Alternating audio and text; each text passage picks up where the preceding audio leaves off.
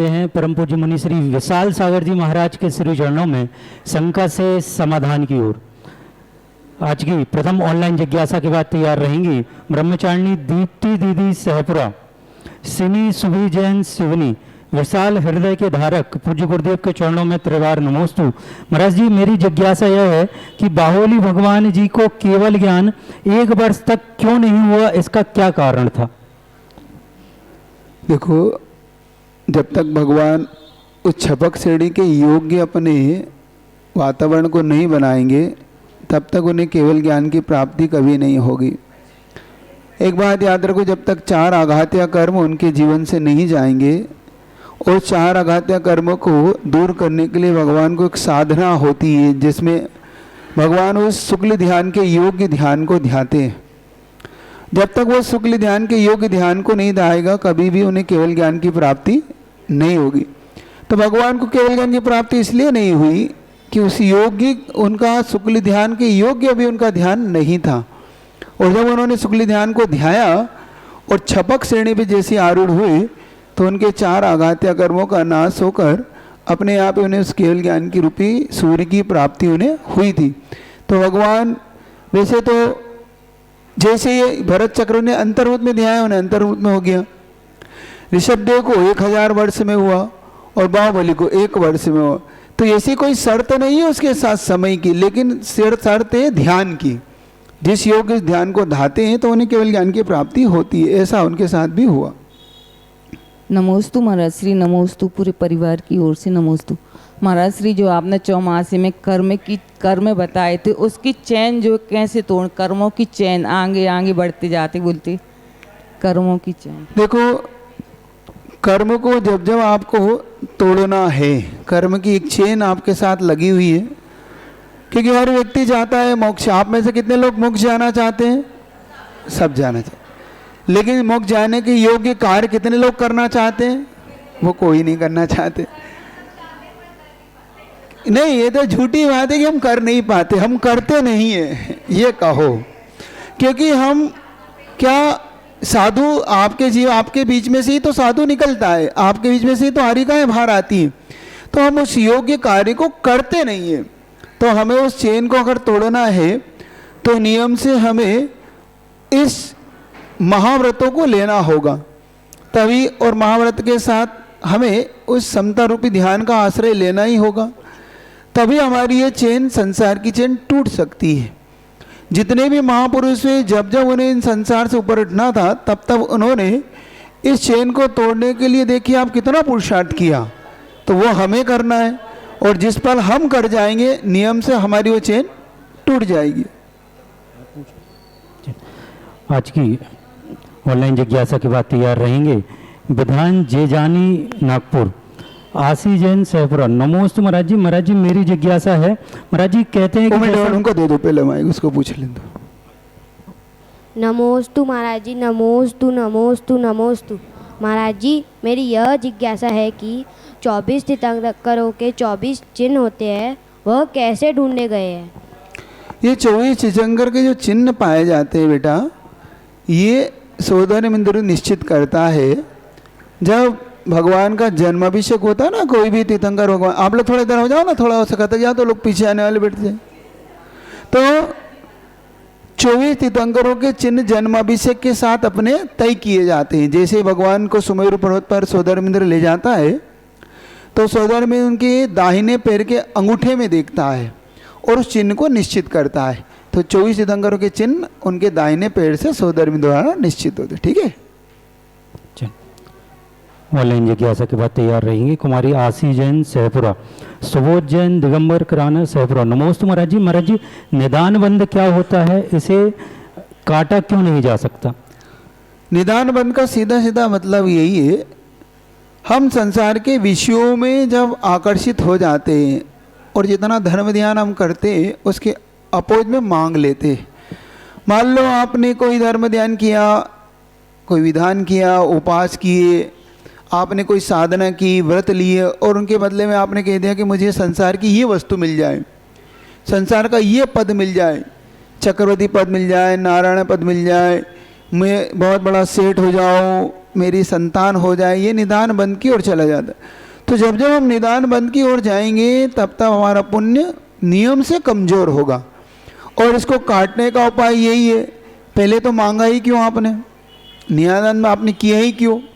निदान बंद आप करोगे तो बाद में उसके फल को तो आपको भोगना पड़ेगा।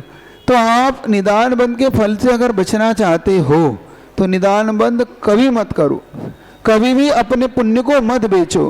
पुण्य को बेचना ही निदान बंद है। जैसे आप बड़ी चीज़ बेच के छोटी चीज़ ले लेते हो, है ना, कभी कभी आकर्षित हो जाते हो आप लोग। तो जीवन में सबसे पहले निदान बंद से बचे। आप लोग निदान बंद जानते हैं ना, तो निदान बंद तो नहीं करते आप लोग कि महाराज भगवान आज मैंने शांति धारा करी, मुझे ये प्राप्त हो जाए। करते हैं थोड़ा थोड़ा, है ना।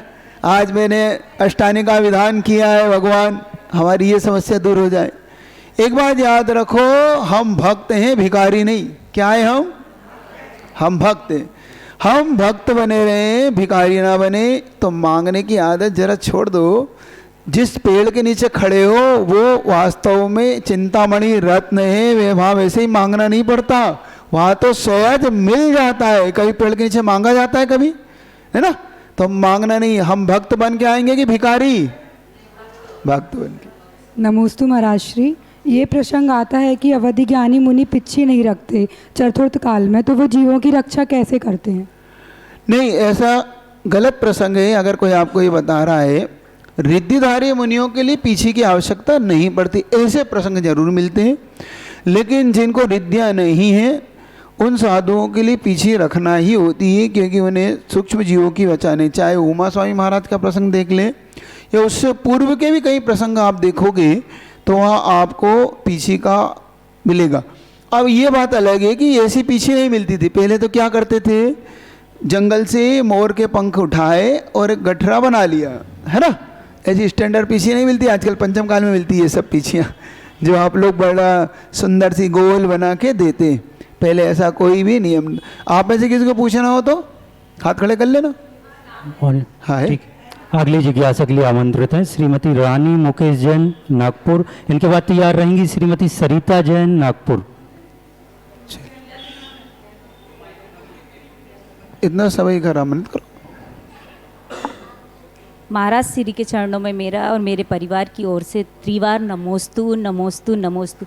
महाराज श्री, अभी की जो ज्वलंत समस्या है कि लोग अपने बच्चों को, लड़कों को पढ़ा के विदेश भेज देते हैं, सर्विस करवाते हैं। वैसे मैंने अपने मेरे दो बेटे हैं, मैंने दोनों को बोला है कि आपको जॉब नहीं करना है, नागपुर में ही रहना है। तो इसके लिए क्या करना चाहिए सभी माताओं को? एक बात ये याद रखो, हम सब उस वंश से हैं, उस समाज से जहाँ पर मालिक बनाया जाता है, नौकर नहीं बनाया जाता। समझ रहे हो? हमारे यहाँ तो नौकरी दी जाती है, हमारे यहाँ नौकरी की नहीं जाती। दुर्भाग्य अब ये हो चुका है कि हमने उनको अंदर आ जाना तो वहाँ से थोड़ा रास्ता छोड़ दो, जगह कर दो उनको। दुर्भाग्य से हमने सारी की सारी व्यवस्थाओं को ध्वस्त कर दिया। अब हमने क्या मान लिया? हमने ये मान लिया कि जो जितनी बड़ी जॉब करता है उतना बड़ा आदमी है ना। तो हमें थिंकिंग बदलना होगी, हमें विचारधाराओं को बदलना होगा। अगर हम इन विचारधाराओं को बदल पाए तो एक बात याद रखना, हम अपनी समाज को उन्नत बना पाएंगे। हमारी समाज क्यों बिखर गई? अब परिवार छोटे होने लगे। अब आपके ही दो बेटे मान लो, अब उसमें से एक पूना चला जाए, एक बॉम्बे चला जाए, आप अकेले हो गए। तो हमें एकल परिवार की नीतियों को थोड़ा सा अब स्टॉप करना होगा, हमें ये भी सोचना होगा। तो ये विचार आपके दिमाग में अच्छे तरीके से दिमाग बना लो। हम सबको इन जिनालयों की अगर रक्षा करना है, जैन शासन की रक्षा करना है, जैन आचरण की रक्षा करना है, और सबसे महत्वपूर्ण है अपने माता पिता की अगर सेवा करना है। माता पिता है, मैं अभी कटनी में था, विचित्रता देखना आप। एक पिताजी के तीनों चारों बच्चे जॉब करते थे। एक दिन हमने प्रवचन में कहा भाई कि अब आपके बच्चों को जॉब नहीं करके अपने माता पिता के साथ रहो, या तो यहीं ढूंढो या फिर खुद का कुछ पर्सनल करो। इस प्रकार का हमने उपदेश दिया। बच्चे को अच्छा लगा। बच्चे ने जाके पिताजी से कहा, देखो पिताजी महाराज जी भी कह रहे हैं, और उनकी बहू जॉब नहीं करती थी, तो वो बहू के पीछे पड़े थे कि बेटा तुम भी जॉब करो, क्योंकि उनके जो बड़े लड़के थे वो भी जॉब करती थी, उनकी पत्नी भी जॉब करती थी। तो हमसे आके कहने लगे, मतलब बेटा आके कहने लगा कि महाराज जी पापा कह रहे हैं कि बहू को भी जॉब कराओ और मेरा मन नहीं है। तो मैंने कहा बिल्कुल ठीक मन नहीं है, तुम्हारा ठीक मन है, नहीं कराना चाहिए, क्या ज़रूरत है, आपको पैसे की बहुत ज़रूरत है। कि नहीं महाराज जी, हमें मैं जितना कमाता हूँ सफिशेंट है वो हमारे जीवन के लिए। लेकिन कहीं कहीं हम बड़े लोग भी देते हैं, तो बड़े लोग को भी थोड़ी सी तृष्णा को घटाना पड़ेगा। तेरा पैसा नहीं, हमारे लिए संस्कार बहुत महत्वपूर्ण है। तो इसकी सुरक्षा के लिए एक बार हर चीज़ को थोड़ा सा पैसे से मत तोलो, थोड़ा सा अपने परिवार को देखो। कितनी बुरी हालत है, मैंने खुद अपनी आंखों से देखा है। हम जब बिहार करते हैं बड़े बड़े शहरों से, तो माता पिता अकेले रह रहे हैं, बच्चे लोग जॉब में जा चुके हैं। अब पिता बुजुर्ग हैं, माँ बुजुर्ग है, उन्हें कौन संभालेगा, कोई नहीं संभाल रहा। कहीं कहीं तो ऐसी हालत है कि उनकी दवाइयाँ भी नहीं ला पा रहे। क्यों? क्योंकि बच्चे बाहर हैं। तो आप खुद, मेरा कहना है एक सबसे बड़ी बात है, अगर आप चाहते हो तो थोड़ी सी प्रेरणा ये दो, भले ही हमारा छोटा सा बिजनेस हो लेकिन हमारा हो, क्योंकि हम 4,000 के भी अगर कमाते हैं, 10,000 भी कमाते हैं तो हम मालिक हैं, और 40 लाख भी है तो हम नौकर हैं। ठीक है, तो हमें 40 लाख का नौकर नहीं बन रहा, समझ रहे हो कि नहीं समझ रहे हो? 4,000 का मालिक जरूर है, ठीक है ना? तो ऐसी प्रेरणा दो। नमोस्तु गुरुवर। गुरुवर, भगवान के अभिषेक करने से क्या लाभ होता है? एक बात याद रखो, भगवान का अभिषेक बहुत महत्वपूर्ण चीज़ है। आप भगवान का अभिषेक कोई भगवान के लिए नहीं होता, पहले तो ये धारणा मिटा लो आप। भगवान का अभिषेक हमारे लिए, अपने लिए होता। भक्त के लिए भगवान अभिषेक करता है, भगवान के लिए नहीं करता वो। क्योंकि एक बात कितनी बढ़िया है, जैन दर्शन की इतनी बड़ी बात है कि भगवान पे जल डलता है और भक्त पवित्र हो जाता है। क्या? भगवान पे जल डलता है और पवित्र भक्त हो जाता है। ये कोई खासियत है तो जैन दर्शन की खासियत है, ये कहीं नहीं मिलेगी तुम्हें संसार में, कि भगवान पे जल डलो और भक्त पवित्र हो जाए। क्यों? क्योंकि भगवान के चरणों की रज अगर हम चाहते हैं, क्या चाहते हैं हम भगवान के? आचार्य मानतुंग स्वामी ने स्पष्ट लिखा भक्तामृतों में, सारे बीमारियों का इलाज बताया ना, तन्नाम मंत्र तन्नाम मंत्र, लेकिन उन्होंने रोग का इलाज तन्नाम मंत्र नहीं बताया। उद्भूत भीषण जलोधर भार भुग्न सोचाम दशामुपगताश्च्युत जीविता तद पाद पंकज रजो मृद दिग्ध देहा मर्त्या भवंती मकर ध्वज तुल्य। हे भगवान, आपके चरणों की रज जिस व्यक्ति को मिल जाती है वो हर तरह के रोगों से दूर हो जाता है और कामदेव से भी सुंदर उसका रूप हो जाता है। तो आप विचार करना कि भगवान के चरणों की रज हम अपने लिए लेते हैं, हम पापों से ऊपर उठने के लिए लेते हैं भगवान को, क्योंकि भगवान तो चले गए, उन्हें क्या फायदा, उन्हें क्या आप अभिषेक करो चाहे नहीं करो। क्या भगवान का 12 वर्ष में होता है बाबुल भगवान का अभिषेक? क्या उन्हें कोई फर्क पड़ गया? क्या उनकी वीतरागता घट गई? नहीं। लेकिन उनका अभिषेक करने से फायदा किसको हो गया? भक्त को।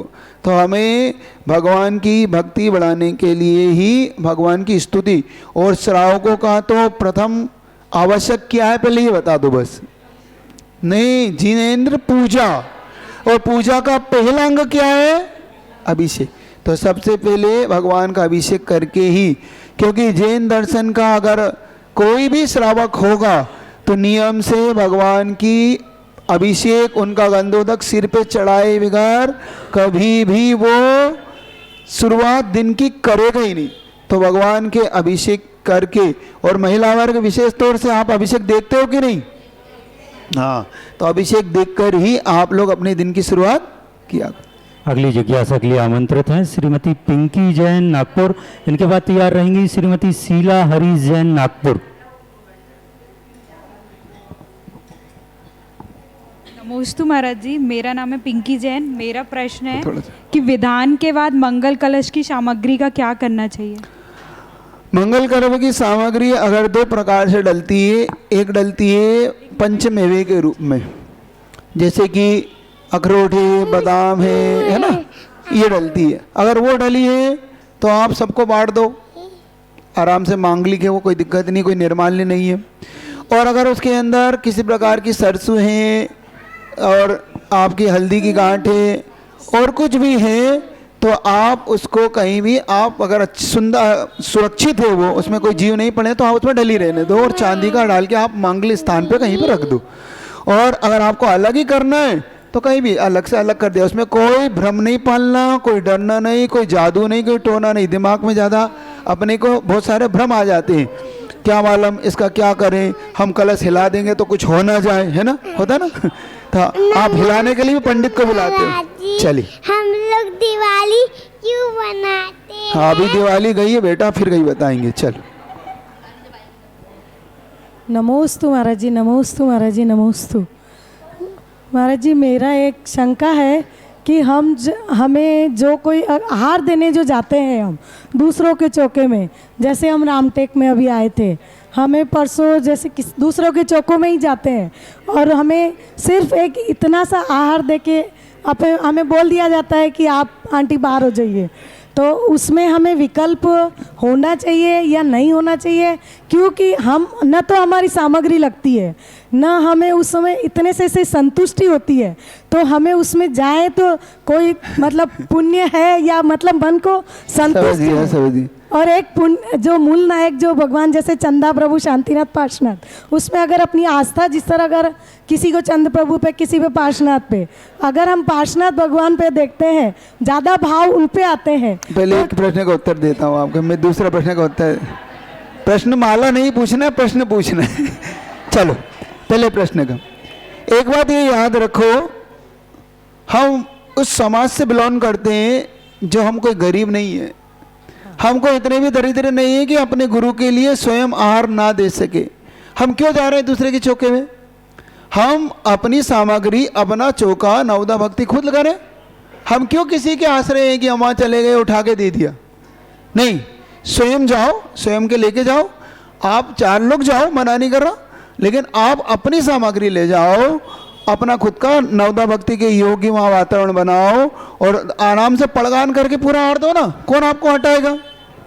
एक बात। दूसरी बात, जिसने सुबह 6 बजे से मेहनत की, 10 बजे वो खड़ा हुआ, आप आए और उठा के देने लगे, तो उसको कैसा लगता है कि भाई मैं तो मेहनत कर रहा हूँ और आपने उठा के वही कहता है हमें नहीं जाना चाहिए। नहीं, जाना है, लेकिन चौके से परमिशन लेना है कि भाई साहब आपके मैं चौके में आहारदान देना चाहता हूँ। फिर गुरु से परमिशन लेना कि महाराज जी आप आज्ञा दे दें, मुझे 1 गिलास देना है या आहार देना। 1 गिलास भी, एक बात याद रखो, अगर भक्ति से 1 गिलास भी दिया गया है तो अपने तीर्थंकर के आहारदान के बराबर का फल है। आप विकल्प क्यों कर रहे हो कि हमने 1 ही गिलास दिया? हम कमी तो हमारी है ना कि हमने नवदा भक्ति नहीं की, फिर भी हमें प्रवेश मिल गया, फिर भी गुरु की अनुकंपा हो गई, फिर भी चौके वाले ने हमारे को परमिशन दे दी, कोई बात नहीं भाई साहब आप नहीं कर पा रहे हो तो आप आ जाओ। तो हमें उसमें संतुष्टि रखना होगी, और पीछे इतनी बड़ी लाइन लगी है तो उसका भी तो ध्यान रखना ना। तो हमें हर प्रकार से अपने को संतुष्ट नहीं होना है, स्वयं अपनी नवदा भक्ति करना है हमें। ओम तो याद रहेगा अपने को स्वयं की। अब दूसरा प्रश्न था आपका भगवान को लेके, बैठ जाओ। तो भगवान को लेके जो प्रश्न है, हमारे जो मूल नायक होते हैं हमारे इष्ट भगवान होते हैं। क्या होते हैं हमारे पास 2 है, एक आराध्य होते हैं, एक इष्ट होते हैं। अपने जीवन में, थोड़ा सा इधर हो जाओ, अपने जीवन में हमेशा इष्ट भगवान सबके पास होना चाहिए। आपके अपने एक इष्ट हैं, एक इष्ट जरूर बनाओ अपने जीवन में। एक इष्ट गुरु हो, एक इष्ट भगवान हो और एक इष्ट शास्त्र हो। गुरु वो हो जिसके चरणों में हम अपना सारा हृदय खोल सके, हमारा सारे पुण्य पाप सारी बात बता सकें कि भगवान बस आपके चरणों में मैं सारी बात खोलता हूँ, आप मुझे पवित्र करिए। ऐसे ही एक भगवान हमारे इष्ट हो, जो भगवान आप सारे अनिष्ट को टल जाए, ऐसा अपना इष्ट हो, अपना एक इष्ट जरूर हो हमारे जीवन में, है ना। तो इष्ट भगवान बनाइए, आराध्य सबकी करिए, अपमान किसी का नहीं करना। आप मान लो आप इस मंदिर से जुड़े हैं, जितने भी लोग जुड़े तो सबके इष्ट भगवान होंगे चंदा भगवान। अब आपको जो कुछ भी बात करना है, जो कुछ भी कहना है, कहाँ कहना है? बस संसार के सारा चंदा भगवान आराध्य हैं, लेकिन ये चंद्र भगवान इष्ट हैं, सारे अनिष्ट का नाश होगा तो इन्हीं चंद्र भगवान के चरणों से होगा, याद रखना। तो इन्हें भूलना नहीं, समझ रहे हो? तो इन्हें अपने इष्ट जरूर बना। अगली जिज्ञासा के लिए आमंत्रित हैं कुमारी परिधि विपुल जैन नागपुर। इनके बाद तैयार रहेंगे श्रीमान रमेश जैन नागपुर। नमोस्तु महाराज जी। महाराज जी, मेरा ये प्रश्न है कि जब भगवान जी का अभिषेक करता है तो 16 के वस्त्र पहन के करते हैं, लेकिन जब मूर्ति बनती है तब वो लोग तो 16 के वस्त्र पहन के नहीं बनाते। बहुत अच्छा बेटा, जब मूर्ति बनाई जाती है वो मूर्ति होती है, वो भगवान नहीं होते। क्या? जब मूर्ति को गढ़ा जाता है ना तो वो मूर्ति होती है, मतलब पाषाण होता है, पत्थर होता है, वो भगवान नहीं होता है। भगवान बनाता उनको गुरु है जो उन्हें भगवान बनाता है। क्योंकि हम मान लो मंडी में गेहूं बिकता है तो गेहूं तो हर कोई छू सकता है, हर कोई छू लेता है ना, लेकिन जब आपकी मम्मी महाराज जी के लिए नवदा भक्ति पूर्वक चौका लगाती है, आहारदान करती है, तो वो कोई भी छू सकता है क्या? क्यों? क्योंकि अब वो गेहूं नहीं रहा, अब वो मुनि महाराज के लिए देने वाला नवदा भक्ति का पवित्र अन्न हो चुका है हमारे लिए, है ना। तो ऐसे ही वो मूर्ति अभी पाषाण की थी, तो पाषाण पूजनी नहीं है हमारे यहाँ, हमारे यहाँ भगवान पूजनी है। कौन पूजनी है हमारे यहाँ? हाँ। तो जब गुरुदेव ने उसको पंचगणक कर दिए तब वो भगवान कन्वर्ट हो चुका है। हम पंचगणक जब भगवान के गर्भ है, जन्म है, तब 5 कल्याण होते हैं ना, आपने देखा होगा, नहीं देखा हो तो कहीं मम्मी को ले जाना कभी, है ना, पंचगणक। तो वहाँ पे भगवान को संस्कार दिए जाते हैं, भगवान के योग उनके ऊपर संस्कार करके ही उन्हें भगवान बनाया जाता है। तो हम भगवान को पूजते हैं, पाषाण को नहीं पूजते। आप किसको पूजते? इसमें क्या दिखते हैं आपको कि पाषाण? सही बताओ, आप सबको पाषाण दिखता है कि भगवान? बस समझ गए। नमस्ते महाराज जी। महाराज जी, शांति धारा होने के बाद कोई व्यक्ति अगर अपना अभिषेक से वंचित रह जाए तो उसको अभिषेक, वो तुरंत आ जाए तो अभिषेक करा सकते क्या? पहली बात बताओ, मैं बता तो दूंगा, मानोगे कि नहीं? बिल्कुल मानेंगे महाराज जी। क्योंकि होता क्या है, बात पूछता तो मानता नहीं है। नहीं मानेंगे और यहाँ लागू करेंगे महाराज जी। ठीक, एक बात याद रख लो, भगवान का अभिषेक अगर हो रहा है उसी समय भगवान की हमने शांति धारा कर ली। अगर शांति धारा करने के बाद व्यक्ति आ चुका है तो लिंक मत तोड़ो, से कर लेने दो। लेकिन अगर वो कह रहा है कि 5 मिनट रुक जाओ, तो तू इतना बड़ा नहीं हो चुका कि तेरे लिए हम 5 मिनट रुके। हम भगवान के लिए रुके, हम तेरे लिए नहीं रुकेंगे। हम उसे ये कहो कि तुम इतने बड़े लाड साहब नहीं होगे कि तुम्हारे लिए भगवान रुकेंगे, तुम इतने हो जाओ कि तुम भगवान के लिए 5 मिनट पहले आओ, ना कि तुम 5 मिनट भगवान तुम्हारे लिए इंतजार करे। क्योंकि जब जब तुम भगवान को इंतजार कराओगे तब तब तुम्हारे लिए हर चीज का इंतजार करना होगा। ना गुरु को कभी इंतजार कराओ, ना भगवान को इंतजार कराओ। देखो आप लोग आज 3, साढ़े 3, 4 बजे से वहां खड़े खड़े इंतजार कर रहे थे ना, लेकिन जो तुमने आज पुण्य कमाया वो भविष्य में कभी नहीं कमा, भूत में कभी नहीं कमाया होगा। क्योंकि तुम्हारा हृदय अंदर तो उछाल मार रहा था, हो रहा था कि नहीं? इतना उछाल मार रहा था, अरे बस महाराज जी एक दृष्टि दिख जाए, महाराज का एक दर्शन आ जाए, महाराज की एक झलक दिख जाए। और जैसे झलक देगी बताओ कितनी विशुद्धि बड़ी इसका। और मान लो हम आते रहते, अब तुम 1 इकट्ठे हो रहे हो, 2 इकट्ठे हो रहे हो, तो उसमें विशुद्धि तो भगवान का तो अगर आ गया है तो रोकना नहीं। भैया अभी शांतिधारा हुई है, जल्दी से अभिषेक करिए फटाफट, जो आ गए वो सब कर लो। लेकिन कभी कभी हम क्या करते हैं, इस पे अड़ जाती है समाज, नहीं अब अभिषेक नहीं होगा। वो इसलिए कह देते हैं, फॉलो कर लो, इसलिए कराना पड़ता है हार्ट फॉलो। कभी कभी क्या होता है, आदमी अरे अभी शांतिधारा हो रही होगी, अभी चल देंगे, अभी तो रुक जाएंगे, फोन लगा देता, भैया 2 मिनट रुकना, आ रहा हूँ। ये नहीं करना। तो हार्ड एंड फास्ट नहीं, हम यही लागू करो कि भैया जो स्पॉट पे है वो अभिषेक कर लो, नहीं है तो अनुमोदना करके फिर हो लो। अगली जिज्ञासा के लिए आमंत्रित है श्रीमती नीतू सराफ नागपुर। इनके बाद तैयार रहेंगी श्रीमती नीलम जैन नागपुर।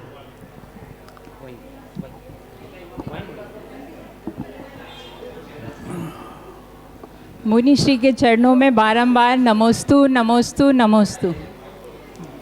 हाँ मुनि श्री, मेरी शंका यह है कि मन में अच्छे और बुरे ख्याल आते हैं, भाव होते हैं, कभी अच्छे भी आते हैं, कभी बुरे भी आते हैं। जैसे अपन टीवी देखते हैं, टीवी देखते समय कभी ऐसे भाव हो जाते हैं कि कहने वाले कहने लगते हैं उसको मार दो, उसको मार दिया जाए, तो इसमें उतना ही पाप लगता है जितना करे बराबर पाप लगता है उसमें। हमारे यहाँ पाप 3 प्रकार से होता है, क्रस से, कार्य से, अनुमोदना से। जब हमारे बुरे भाव आते हैं तो मन को थोड़ा संभाला करो। एक बात मैंने पहले कही थी, थोड़ा सा आपको भी कह देता हूँ, जब आप भीड़ में होते हैं तो अपने शब्दों पे ध्यान दो, और जब एकांत में होते हैं तो अपने विचारों पे ध्यान दो। याद रखो, जब भीड़ में हो तो किस पे ध्यान देना? शब्दों पे, कि हम क्या बोल रहे हैं। और जब हम एकांत हो तो किस पे ध्यान देना? अपने विचारों पे, हमें क्या विचार, थॉट्स आ रहे हैं। क्योंकि हमारे लिए पुण्य पाप विशेष तौर से अपने भावों से लिंक बंधा हुआ है। तो आप याद रखिए, कभी भी किसी भी प्रकार से हमारे भाव अगर खराब होते हैं, ऐसे दृश्यों से, ऐसे शब्दों से, ऐसे बोलने से अपने आप को बचाइए, वरना ये निश्चित मानिए कि पाप का बंध कब आपको हो जाए और आयु बंध किस क्षण हो जाए, ये भी याद रखो। हमारे यहाँ आयु बंध का क्षण याद है ना? तो 8 अपकर्ष काल में कौन सा अपकर्ष काल हमारे जीवन में आयु बंध करा देगा। हमेशा सतर्क रहो। एक बात है, हम लोग व्यापार तो बड़ी सतर्कता से करते ना, बिजनेस में कितना सावधान रहते हैं, लेकिन हम कर्म बंध में सावधान नहीं है। तो आपके लिए कर्म बंध की मैंने कहीं प्रक्रिया भी बहुत सारी बताई है, कभी आपको मिल जाए वो सुनने को तो आप देख लेना, वो बहुत ज़बरदस्त है। एक धन्य कुमार चारित्र मिलेगा आपको, एक धन्य कुमार चारित्र अभी पढ़ाया था अभी चातुर्मास के दौरान, तो आपको वो मिल जाए तो उसको जरूर सुनना सब लोग। गजब का चारित्र है कि एक एक पल में कैसे कैसे भावों में परिवर्तन आता है और उन भावों का क्या उसके जीवन में परिणाम आता है। तो आपको वो भी धन्य चारित्र मिले तो पढ़ लेना, ठीक है? उसके अंदर साइज नमोस्तु महाराज जी। महाराज जी, मूल नायक का अभिषेक कब कब होना चाहिए? मूल नायक का अभिषेक तय करती है समाज। वैसे तो उनका गर्भ कल्याणक, 5 कल्याणक हो, 5 कल्याणक में भी कर सकती है। विशेष दिवाली है, आपकी होली है, आपका कोई महान कल्याणक आ रहा हो, उसमें भी आप कर सकते मूल नायक के। ये तय समाज करे। अगर समाज को लगता है कि हमारी प्रतिमा में रोज अभिषेक हो सकता है तो रोज कर ले, लेकिन एक व्यक्ति करे ऐसा करके बांध ले कि भाई आज आप कर लो, आज आप कर लो, आज आप कर लो, ताकि सबको मिल जाए, लेकिन अभिषेक तो हो जाए उसका एक लोटा। लेकिन अगर मस्त अभिषेक सबको ही करना है तो भी समाज अपनी व्यवस्थाओं को तय कर ले। गुरु में आ जाए तो गुरु के सानिध्य में कर ले, चाहे तो आप उनके विशेष कल्याणकों पे कर लें, तो आप विशेष कल्याणकों पे इनके अभिषेक कर सकते हैं। क्योंकि जितनी ज़्यादा आप इसकी सुरक्षा रखोगे, जितना ज़्यादा आप इसके प्रति बहुमान रखोगे, क्योंकि जब आप प्रतिदिन करोगे तो बहुमान भी छूट जाएगा। होता ना, जो ज़्यादा सुलभ होता है वो फिर आप उसके प्रति भक्ति कम। तो जितनी दुर्लभता बनाए रखोगे भगवान की, उतना ज़्यादा इसमें अतिशय भी घटित होगा और अपनी विशुद्धि बढ़ेगी। तो समाज बैठ के इस चीज़ को तय करे कि हमें कब कब करना है। अगली जिज्ञासा लिए आमंत्रित हैं श्रीमती मंजुला जैन नागपुर। इनके बाद तैयार रहेंगे श्रीमान माणिक लाल जी जैन नागपुर। नमस्ते महाराज जी। महाराज जी, अगर हम कभी नियम लेना चाहते हैं और हमारे पास गुरु न हो और हम भगवान के सामने खड़े होकर नियम ले और उस नियम का हम पालन भी करते, पर गुरु के सामने हम नहीं कह पाते, नहीं मिलते सानिध्य उनका, तो क्या वो हमारा नियम सक्सेस होगा कि नहीं होगा? एक बात याद रखो, मेरा बहुत अच्छा प्रश्न है। ये हर जगह अपने साथ होता है कि भाई कभी हमारे पास गुरु नहीं होते और हमारा मन होता है कि हम ये नियम को ले लें।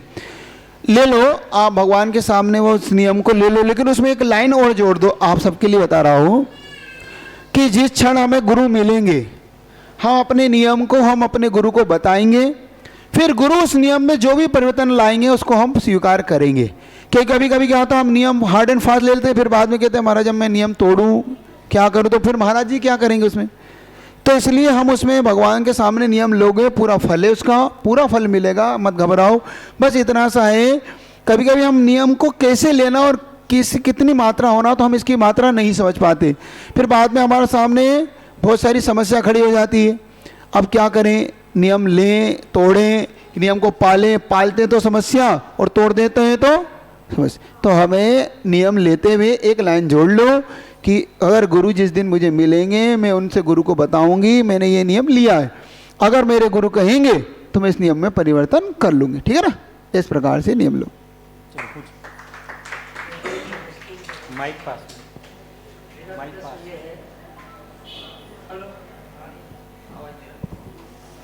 हेलो गुरुदेव, मेरा प्रश्न ये है कि जैसे हम लकड़ी का चंदन से जो घिसते हैं उसकी तासीर ठंडी है और केसर गर्म है, उससे मिश्रण करके उससे कोई हर्ज तो नहीं है? चंदन लगाते समय चंदन ही लगाएं तो ज़्यादा अच्छा है। हम केसर लगाते हैं, केसर गर्म होती है, तो चंदन लगाना बहुत अच्छा है। चंदन पहले टीका इसीलिए लगाते थे विशेष तौर से, हम कलर के लिए नहीं लगाते। ये हमारा आज्ञा चक्र है। इस आज्ञा चक्र को जितना हम ठंडा रखेंगे उतना ज़्यादा हमारा ये एक्टिव होगा। और हम अब उत्तर लेने चले गए कोई बात नहीं ये हम कैसे लगाएंगे उतना ज़्यादा हमारा आज्ञा चक्र उत्तेजित होगा, तो हमारे लिए चंदन ठीक है। चल अगली जिज्ञासा के लिए आमंत्रित हैं श्रीमती अनीता जैन कोटिया, इनके बाद तैयार रहेंगी श्रीमती मुक्ता जैन नागपुर। नमोस्तु महाराज जी, नमोस्तु महाराज जी। हमारा प्रश्न है कि एग्जैक्ट जैन धर्म क्या है, यानी हम बच्चों को कैसे बताएं और कौन से शास्त्र से स्टार्ट करवाएं कि हाँ ये शास्त्र पढ़ना चाहिए, जैसे बड़े हो गए बच्चे तो उनको कैसे इंटरेस्ट जगाना चाहिए? हमारा धर्म मायने में एक बात कितना गजब का जैन शासन है। हमें एग्जैक्ट धर्म का कोई आप पैरामीटर मत बांधिए, क्योंकि हमारे यहाँ मुनि धर्म अलग है, श्रावक धर्म अलग है, भील का धर्म अलग है, तिर्यंच का धर्म अलग है। हम किसी भी थर्मामीटर में उस धर्म को नहीं बांध सकते। जैन शासन की खासियत देखिए, हमारे यहाँ भील भी हो तो उसे भी धर्म करने का अधिकार, धीवर हो उसे भी अधिकार, जैन है उसे भी अधिकार, तिर्यंच है उसे भी अधिकार, पुरुष है उसे अधिकार। तो हमारे यहाँ कितना गजब का है, हर व्यक्ति को उसको करने के लिए, धर्म करने के लिए अपन ने उसकी व्यवस्था दी है। अब हमें बच्चों से धर्म कराना है। हमारा सबसे महत्वपूर्ण धर्म है, उनका मन जितना पवित्र हो, जितना विशुद्धि वाला, वो हमारा धर्म है। हम धर्म को एक बात समझ लें, धर्म चीज क्या है। हमारे दिमाग में हम माला फेरने को धर्म मान लेते हैं, है ना। हमने अभिषेक कर लिया तो धर्म हो गया, हमने पूजा कर ली तो धर्म हो गया। धर्म ये है ही नहीं, समझ रहे हो कि नहीं? आपस में बातें नहीं करो, पहले सुन लो धर्म क्या चीज़ है? क्या मुनि बन जाना धर्म है? क्या पूजा कर लेना धर्म है? क्या माला फेर लेना धर्म है? ये धर्म नहीं है, ये धर्म को पाने के साधन हैं। ये धर्म नहीं है, धर्म तो आत्म स्वभाव है। जो अपने आत्मा के स्वभाव में रहता है वास्तव में वो धर्म है। अब वो आएगा कैसे हमारे अंदर? अब ये हमारे लिए जिनालय हैं, गुरु हैं, ये सब उसको देने के साधन है हमारे पास। तो हमें इन धर्मों को पाने के लिए और बच्चों को समझाना हो धर्म, तो बच्चों को संस्कार आप सबसे पहले दीजिए। आपको बच्चों को आप बड़े बड़े कॉलेजों में, बड़े बड़े स्कूलों में भर्ती कराते हैं, लेकिन जब पाठशाला की बात आती है तो बच्चे के पास समय नहीं है। बच्चा अभी महाराज जी बहुत पढ़ाई कर रहा, अरे थर्ड क्लास का, फोर्थ क्लास का, फिफ्थ क्लास का बच्चा आपका इतना बड़ा हो गया कि वो पाठशाला नहीं जा सकता आधी घंटा। विचार तो करो। तो अगर आप अपने बच्चों को सही मायने में धर्म सिखाना चाहते हो तो धर्म की नींव शुरू होती है पाठशाला से। एक बात याद रखना, ये जो जितने मुनि महाराज दिखेंगे उनको आप कहीं ना कहीं पाओगे कि पाठशाला से जुड़े हुए थे, ये सब कहीं ना कहीं बचपन से। बाद में गुरुदेव मिले, समझ रहे हो? अच्छा, आपके जीवन में आप कितने लोग पाठशाला गए, जरा बताना, हाथ खड़े करना है ना। अब जो पाठशाला नहीं गए वो यहाँ नहीं आए है ना। तो मतलब कहीं ना कहीं हम पाठशाला से टच में हैं। तो बच्चों को संस्कार अगर देना है तो सबसे पहले बच्चों के अंदर पाठशाला के संस्कार दो, माता पिता के संस्कार दो। नमोस्तु गुरुवर। गुरुवर, मेरा जिज्ञासा ये है कि धार्मिक जैसे पूजा है, अभिषेक है, भगवान दर्शन है, जिनवाणी चैनल चालू हो जाता है टीवी में, तो वहीं पे बच्चे खाना खाते रहते हैं, तो भोजन करने में देखना चाहिए कि नहीं? देखो, अगर आप देख के भोजन कर रहे हो तो गलत बात है।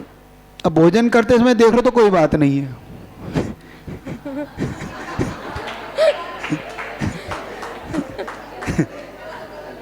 नहीं सर, नहीं आई बात सजे, नहीं आई।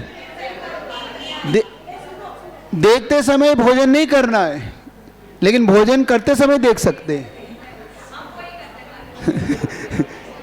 आई बात समझ नहीं आई?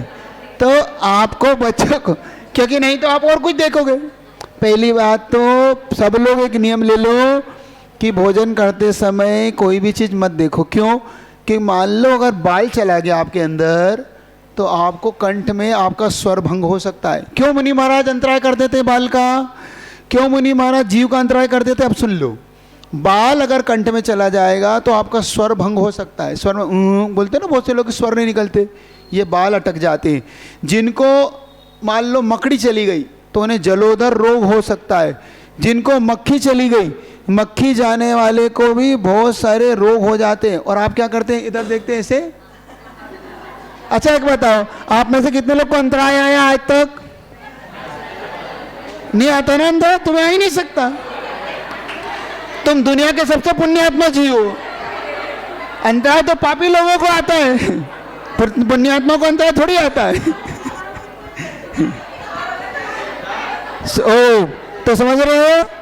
तो आप बच्चों को ये संस्कार दो कि बेटा शोधन करके खाओ, ताकि किसी प्रकार से कोई गड़बड़ पेट में ना हो। ठीक।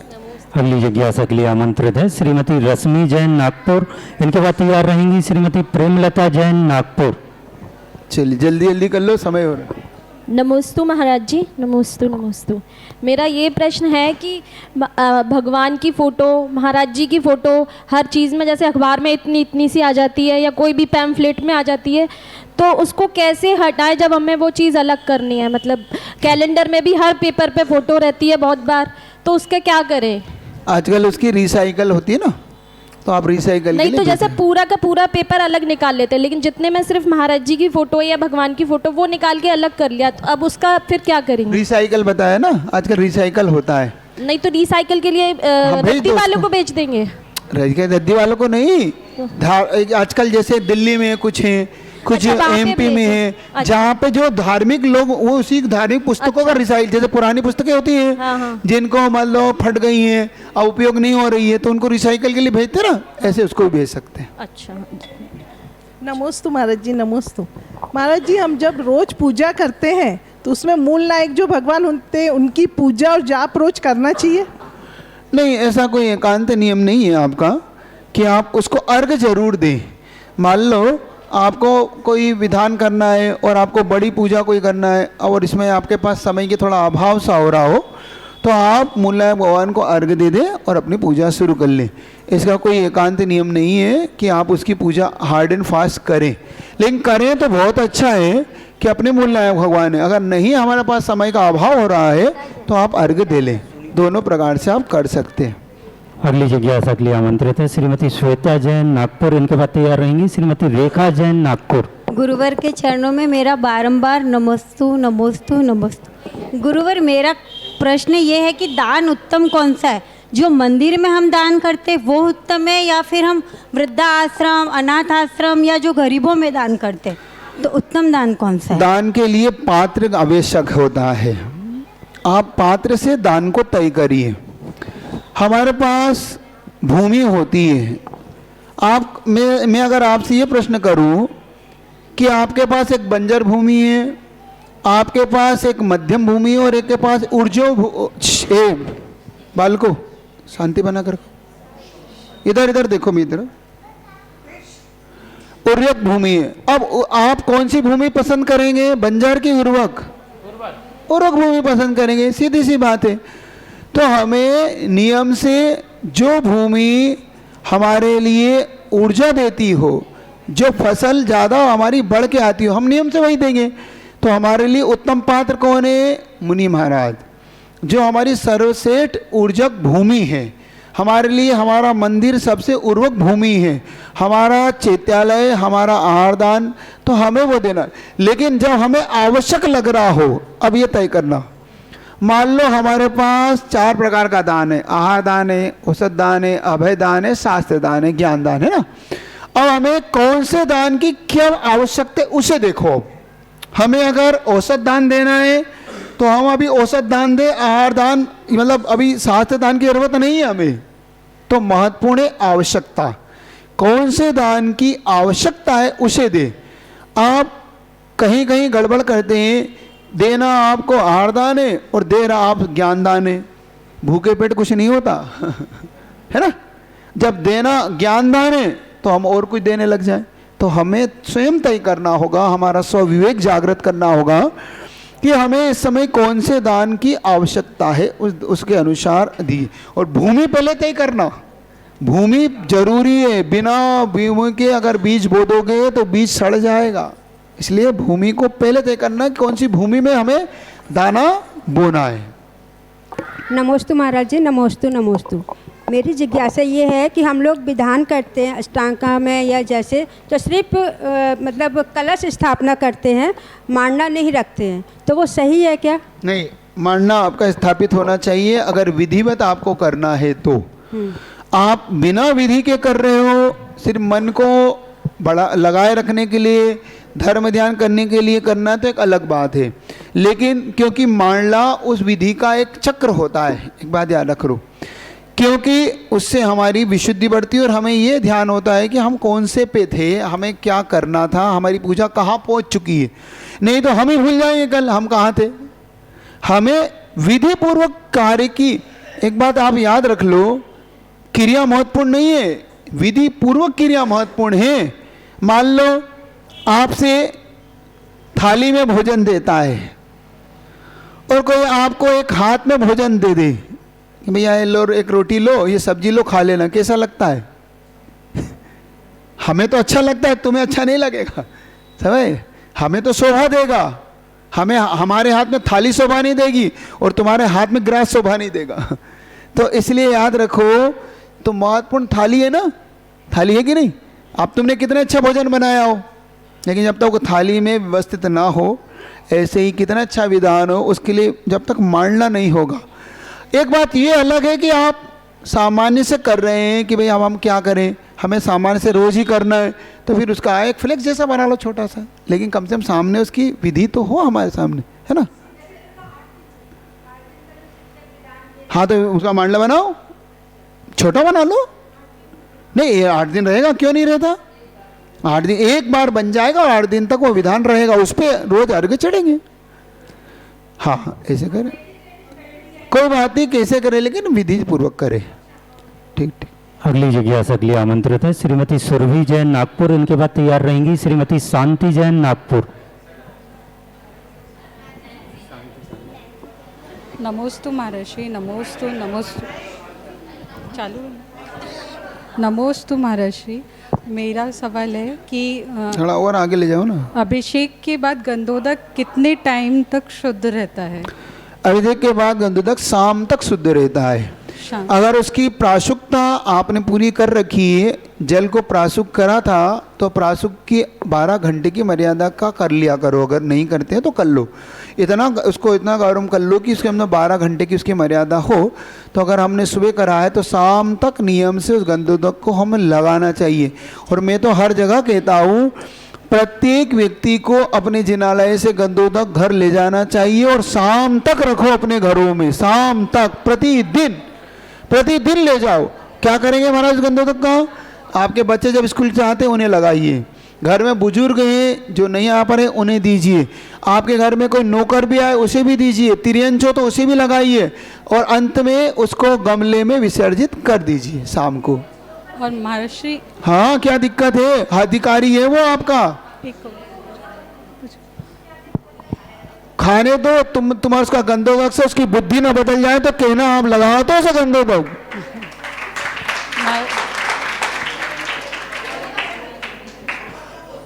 नमोस्तु गुरुदेव। चलो कायस्वर करिए फिर उसका। नमोस्तु गुरुदेव। चलिए। मेरा प्रश्न यह है कि तिथियाँ तो बहुत होती है, एकम से लेकर अमावस पूनम तक होती है, लेकिन अपने जैन धर्म में अष्टमी और चतुर्दशी का विशेष महत्व क्यों है? इसका कारण- अष्टमी और चतुर्दशी जैन शासन में एक योगी नक्षत्र होता है। तो योगी नक्षत्र उस विशेष तौर से ये पर्व के रूप में, शाश्वत पर्व के रूप में अष्टमी चतुर्दशी मानी गई है। उसमें एक योगी नक्षत्र होता है। तो योगी नक्षत्र में कभी भी पाप नहीं करना, उसमें विशेष तौर से पाप करने को तो विशेष पाप बंधता है। जैसे द्रव्य क्षेत्र काल होता है ना, तो अपने यहाँ काल का बड़ा महत्व है उस समय। वो इस काल में आप देखो एकासन करते हो, विशेष तौर से आप ब्रह्मचर्य का पालन करते हो, विशेष तौर से हम उस दिन पापों से बचते हैं। वो अष्टमी चौदस हमें पापों से बचाने के लिए, तो याद रखना अष्टमी चौदस को योगी नक्षत्र पड़ता है, इसलिए उसका महत्व बढ़ जाता है। अगली जिज्ञासा के लिए आमंत्रित है ध्रुव नैन्सी जैन नागपुर, उनके बाद तैयार रहेंगी ध्रुवी जैन नागपुर। नमोस्तु महाराज जी, मेरा प्रश्न ये है कि आचार्य भक्ति करते समय रोना आता है, तो क्या ये सही है? क्या चीज़ आता है? आचार्य भक्ति करते समय रोना आता है। क्यों आता है? उन दर्शन करने की बहुत इच्छा होती है। इच्छा होती है। विशुद्धि का क्षेत्र है, अगर आपको अपने गुरु के लिए रोना आ रहा है तो समझ लेना अच्छा है, क्योंकि जीवन भर कभी नहीं रोना पड़ेगा जो गुरु के लिए रो लेता है, जो अपने भगवान के लिए रो लेता है कि मुझे भगवान आप कब मिलोगे, मेरे गुरु कब मिलेंगे, मुझे ये शास्त्र कब पढ़ने को मिलेगा। तो देव संसार में लोग पंचेंद्रियों के विषयों के लिए रोते हैं, और अगर हम पंच परमेष्टि के लिए रो रहे हैं तो नियम से हमारा रोना वहीं से दूर होगा। तो कोई बात नहीं, आपको अगर रोना आता भी है तो अपनी विशुद्धि को बढ़ाओ कि भगवान आप मुझे प्राप्त हो। चल महाराज जी, एक प्रश्न और है कि मंदिर में आकर लोग जगह फिक्स कर ले, आवाज़ में क्लियर, जगह फिक्स कर लेते हैं मंदिर में आकर, क्या ये सही है? क्यों कर लेते हैं फिक्स? चलो, संसार में कभी कभी ये भ्रम हमें हो जाता है कि हमें इसी जगह पे बैठना है ना। इससे बचिएगा, थोड़ा सा इसको, अपने आप को इन भ्रमों से बचाओ। देखो कभी कभी हम वास्तु के चक्कर में भी पड़ जाते हैं कि इस दिशा में नहीं बैठना, वो दिशा में नहीं बैठना। जहाँ भगवान बैठ जाते हैं सारा वहाँ से वास्तु अपने आप ठीक हो जाता है ना। तो सर टेंशन मत करो, आराम से अपनी भक्ति करो। नमोस्तु महाराज जी, नमोस्तु महाराज जी। महाराज जी हमें चावल, बातें नहीं, हाँ नमोस्तु महाराज जी। पूजन करते समय मतलब जो हम थाली लगाते हैं ना जल चंदन अक्षत, तो उसमें जो चावल जो रहते हैं सब, वो हमें खुद से धोकर थाल लगानी चाहिए कि मतलब आजकल रेडीमेड लग जाती है, तो फिर उससे तो पुण्य किस में मिलता है? अगर हम खुद धोकर सब मतलब लगाते हैं उसमें मिलता है, या फिर मतलब हमेशा याद रखो जब भी भक्ति करना हो अपने हाथों से खुद धो, घर से लाओ, मंदिरों से चावल की थाली रेडीमेड मत उठाओ, क्योंकि इन रेडीमेड थालियों में कुछ नहीं रखा है। जब तक हम अपने हाथ से ना धो लें, हम आए पाप धोने के लिए, चावल धोने के बहाने हम पाप धोते हैं। याद रखो, हम याद कितना बड़ा काम करते हैं यहाँ पे। उन चावलों में आप दूसरे से धुलवाते हो। मैं अभी यही प्रश्न बच्चों ने किया था प्रतिभा स्थली में ना, रामटेक के अंदर, तब भी मैंने उन्हें बताया था कि देखो अब मान लो तुम 100-150 लोग पूजा करते हो, 50 लोग करते हो, कितने भी लोग करते हो यहाँ पे मान लो पूजा, अब 50 थालियाँ वो लगाता है तो उसके मन में कितने बुरे भाव आते होंगे? तुम्हें दुआ देता होगा, ये बद्दुआ है, तुम्हें बद्दुआएं देता रहता है। फिर आ गई, फिर पर थाली लगाओ, अब इनकी लगाओ और उनकी लगाओ, सुन रहे हो कि नहीं? इसलिए अगर उसकी दुआएं लेना चाहते हो ना, खुद धो के लगा लो, वो खुद कहेगा ये बहुत अच्छी हैं। है ना। तो अपने हाथ से धो। उसका एक लाभ ये भी है, हमारे इतने से चावल होते हैं तो आप उनको देख सकते हो। अब इतने सारे चावल है तो वो नहीं देखता, सीधा पानी डालता है, अब उसके अंदर जीव मर गए, उसके अंदर सारी गंदगी चली गई, है ना। इतना सा चावल होगा हम देख लेंगे, कोई जीव होगा तो हम बचा लेंगे। तो अपने हाथ से धुला हुआ। और एक बात मैंने उदाहरण हमेशा देता हूँ, एक सरसेठ भागचंद जी सोनी हुए अजमेर के, स्वयं आप विश्वास नहीं मानोगे, सरसेठ की उपाधि इतनी बड़ी थी कि अगर उनकी गाड़ी कहीं से निकल जाए और मृत्युदंड दिया गया हो तो मृत्युदंड माफ़ हो जाता था। इतनी बड़ी उनके पास उपाधि थी सरसेठ, इतने बड़े वो थे जिनने सोनी जी की नसिया बनाई है।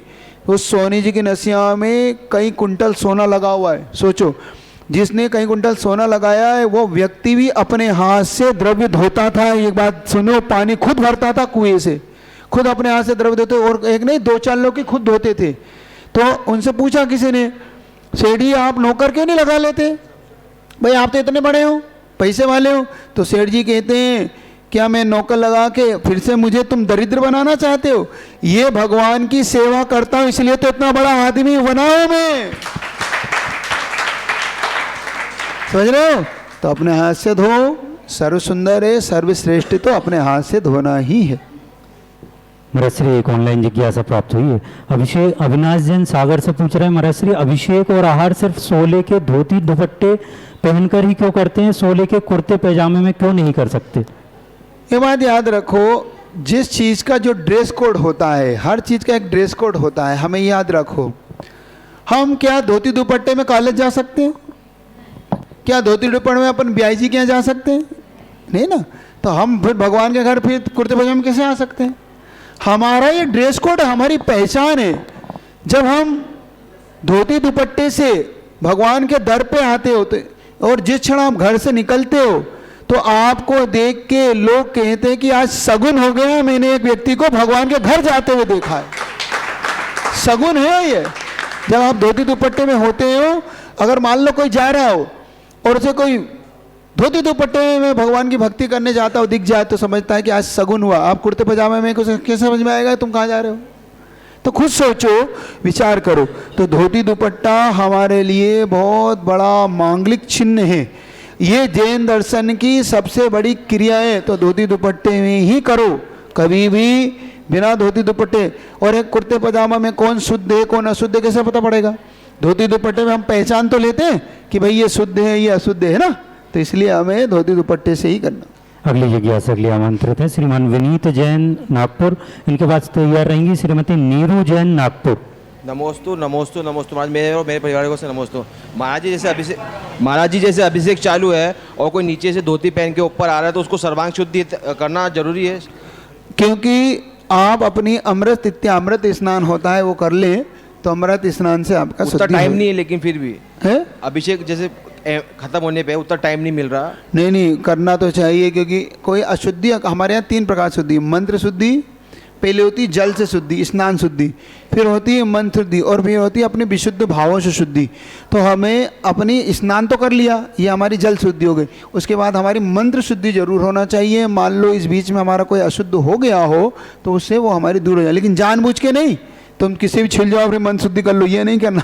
नहीं तो तुम अपने महाराज जी पहुँचते भी सब लोग बोलते जल्दी अभी उत्तर शुद्धि करने का टाइम। कोई बात नहीं, एक लाइन का मंत्र है वो, ओमृत अमृते अमृत भवे अमृत वर्षिणी श्रावय सराय सम सम kill him kill him Bum Bum द्रामृत suave. कितना समय लगा इसमें?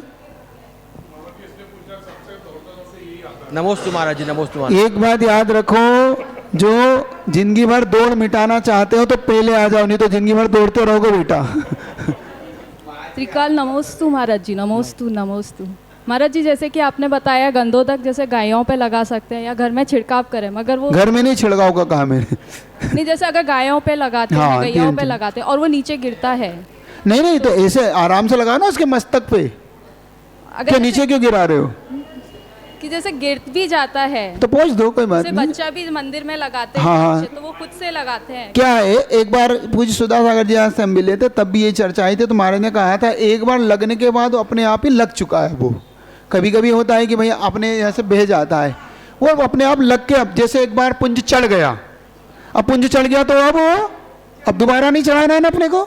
ऐसे ही एक बार गंदर लग गया तो लग गया, अब वो थोड़ा टपक जाए तो कोई, फिर भी सावधानी रखो अपनी तरफ से। अगली जिज्ञासा के लिए आमंत्रित हैं ध्रुवी जैन नागपुर। इनके पास तैयार रहेंगी श्रीमती लता जैन नागपुर।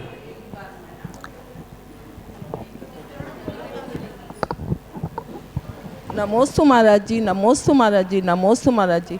महाराज जी जब अष्टमी और 14 दो पड़ती हैं तब ओम पीछे चर्चा नहीं करो, 1 मिनट। हाँ, जब अष्टमी और 14 दो पड़ती हैं एक साथ तो कौन सी अष्टमी और कौन सी माननी चाहिए? हमारे लिए अगर जैसे कि उससे सेकंड जो होती है वो हम उसको स्वीकार कर लें, और अगर हम फर्स्ट चाहते हैं तो फर्स्ट कर लें, लेकिन हमें 1-2 में से एक कोई करना जरूर है, एक को करना है ना। अष्टमी चौदस जैसे में व्रत करते हैं तो फर्स्ट हाँ कोई आप एक ले लें, अगर दो पड़ रही तो पीछे वाली ले लें, आप आगे वाली छोड़ दें। अच्छा, आगे वाली को आप छोड़ दें, पीछे वाली को आप कर लें। कभी कभी जैसे मान लो हमारी अष्टानिका आ जाती है, अब अष्टानिका में 2 चौदस हो जाती है, तो उस हिसाब से अपन कर लेते हैं एडजस्टमेंट। इस प्रकार से एक अष्टमी आती है तो पहले कर लेते हैं या बाद की कर लेते हैं, आगे फिर बढ़ा लेते हैं, तो उसमें से हम कोई भी एक कर ले, लेकिन कर लें। नमोस्तु महाराज जी, नमोस्तु महाराज। चलो बस अगली जिज्ञासा के लिए आमंत्रित हैं श्रीमान पवन जैन, नागपुर। नमोस्तु महाराज जी। महाराज जी ऐसा पूछना है, जैसे कोई अपना समाज का व्यक्ति या बच्चा है और मंदिर आने को नहीं देखता है या मंदिर नहीं आ रहा, पूजन में नहीं आ रहा, तो उसको ज़बरदस्ती पकड़ के अपन लाते हैं और ज़बरदस्ती पकड़ के लाके उसको दर्शन कराते, तो उसको पुण्य लगेगा कि नहीं लगेगा? एक बात याद रखो, हम जबरदस्ती स्कूल भेजते हैं कि नहीं भेजते हैं, तो पढ़ लिख जाता है कि नहीं? बस जब हम अपने बच्चों को जबरदस्ती स्कूल भेजते हैं पढ़ लिख जाता है, हम जबरन व्यापार कराएं तो व्यापारी बन जाता है, तो मंदिर लाओ तो मंदिर में भक्त बन जाएगा, फिर क्या बात हो गई? तो हम संसार के सारे कार्यों में जबरदस्ती करते हैं, तो भगवान के घर भी करना चाहिए, लेकिन बस उसे धीरे धीरे आदत डालो, धीरे धीरे उसके मन में भक्ति बढ़ेगी। और जितनी भक्ति बढ़ेगी, क्योंकि एक बात ध्यान रखो, ये जिनालय ही तो है जहाँ से अगर एक बार आपके बच्चों ने भगवान के अभिषेक का कलश पकड़ लिया, तो मैं गारंटी देता हूँ कभी शराब की बोतल नहीं पकड़ेगा वो। उसको एक बार तुम पकड़ा तो दो कि बेटा पकड़ कलश, चल घर, चल मंदिर, चल मंदिर। तो हम अपने बच्चों को खुद बचाना चाहते हैं, तो ऐसे संस्कार अंदर उसके देव। चलिए, समय अपनी पूर्णता की ओर है। ऑनलाइन जिज्ञासा के बाद शेष जिज्ञासाएं अगले सत्र में प्रेषित की जाएंगी। शेफाली जैन, सहप्र भटोनी। नमोस्तु महाराज जी। महाराज जी, मेरा प्रश्न है कि मेरे ऐसे कौन से पाप कर्म का उदय चल रहा है कि चाहते हुए मैं गुरु दर्शन नहीं कर पा रही हूँ? कई कई हो जाता है संसार में कि गुरु के दर्शन, गुरु की भक्ति करना चाहता है व्यक्ति, उसे मिल नहीं पाता।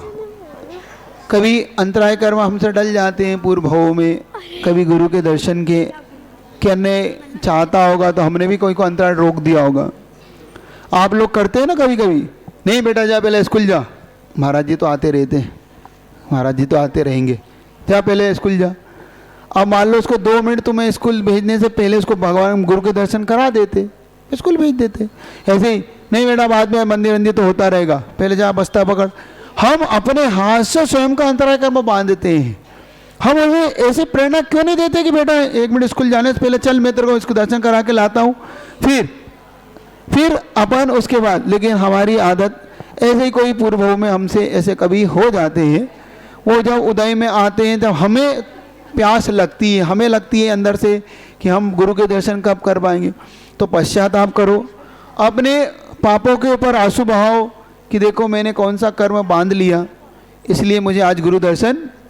एक छोटा सा भजन कर ले, अब शांति से आप लोग बैठेंगे मेरे बाद, है ना? आप बेटा कल शाम को अपन वहीं करेंगे परिवार पूरा। जो हो सो हो, जो है सो है, हमको क्या, हमको क्या, हमको क्या, बोलो। जो हो सो हो, जो है सो, हमको क्या, हमको क्या।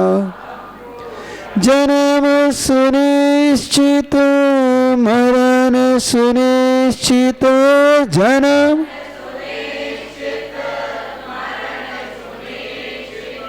कर्मों का फल मिलना निश्चित, कर्मों का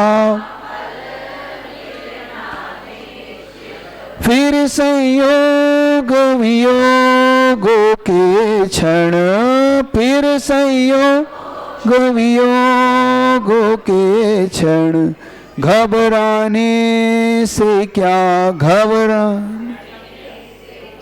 जो हो,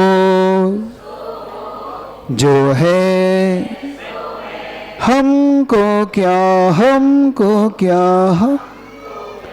पर तुलना में हंसना रोना, पर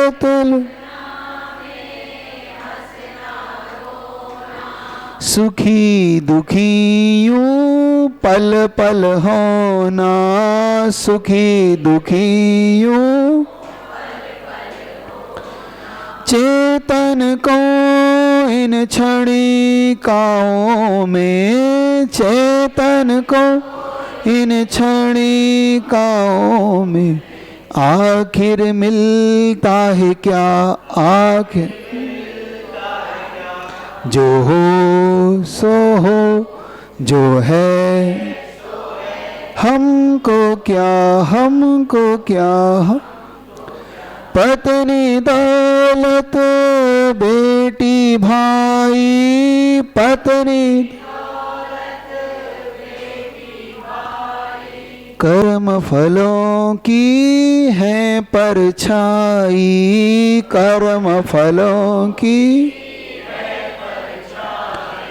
परछाई पकड़न को दौड़े, परछाई पकड़न को दो, तू पाएगा क्या, तू पाए जो हो जो है सो, हमको क्या, हमको क्या, भाव मुक्त कर कर्म फलों से, भाव कर्म फलों बन साक्षी लख ज्ञान बलों से, बन साक्षी लख ज्ञान, चेतन का परिणाम नहीं जो, चेतन का उन भावों से क्या, उन भावों जो हो जो है, हमको क्या, हमको क्या, ठीक है, चलिए।